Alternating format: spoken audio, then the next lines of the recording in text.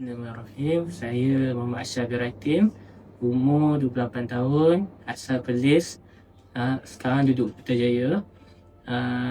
Alhamdulillah, minggu lepas setelah submit thesis, saya pelajar master psikologi perkembangan di Fakulti Sains Sosial dan Kemanusiaan FSSK lah.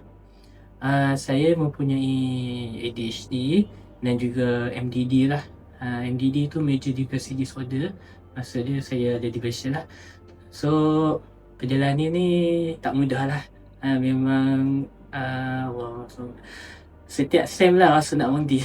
Memang rasa overwhelmed dengan assignment yang agak banyak.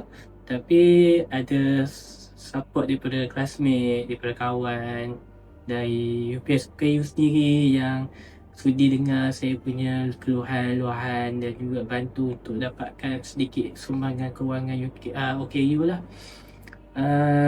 Jadi Alhamdulillah, syukur pada Allah. Saya sebenarnya tak sangka sebenarnya saya boleh habis. Dan tajuk saya ni pun, tajuk tesis saya pun untuk nak macam jadi sinar awal untuk nak buat kajian terhadap ADHD dewasa lah. Sebab ADHD dewasa kat Malaysia ni dia masih kurang perhatian.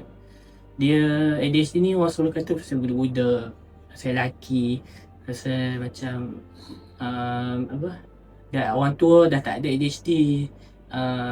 So bila macam orang macam kami ni selalu macam terlebih emo ke, koyak ke, ataupun macam tak boleh buat kerja, mereka akan cakap move on lah, ataupun rehat lah sikit, ataupun janganlah malas sangat.